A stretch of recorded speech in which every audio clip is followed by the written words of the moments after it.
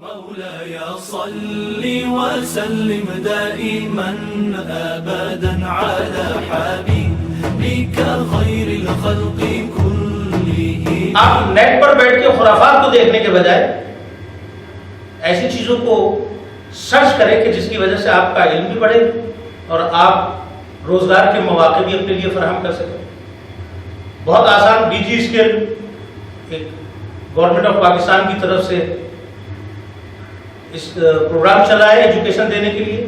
10 لاکھ لوگوں کو پڑھانا چاہتے ہیں. آپ آئے اس میں سافٹ ویئر انجینئر بنے, آپ آئے اس کے اندر گرافک کا کام کریں, آپ آئے اس کے اندر داخلے لیں, فری داخلہ, فری میں پڑھیں, اور پڑھنے کے بعد آپ کے لیے جو ہے آپ روزگار کے مواقع جہاں سے جس کمپنی سے چاہے آپ کام لیں, گھر بیٹھے کام کر سکتے ہیں, گھر بیٹھے تعلیم دے سکتے ہیں. اگر آپ کے پاس تعلیم ہے تو نیٹ پر بیٹھ کے ٹیوشن پڑھائیں, آن لائن ٹیوشن پڑھائیں.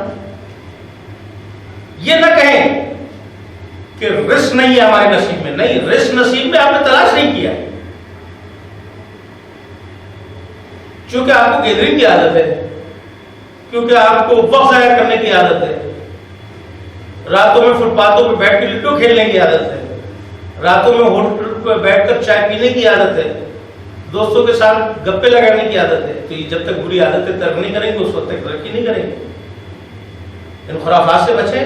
نیٹ پہ ساری رات بیٹھتے ہیں لیکن وہ چیز دیکھتے ہیں جو آپ کے لیے بھی نقصان دہ, آخرت کے لیے بھی نقصان دہ, آپ کے جسم کے لیے بھی نقصان دہ, آپ کی روحانیت کے لیے بھی نقصان دہ. آپ آئے اس کے اوپر, آپ کے لیے سائنس نے اس ٹائم آپ کو پوری دنیا جو ہے آپ کے ہاتھ کی مٹھی میں دے دی.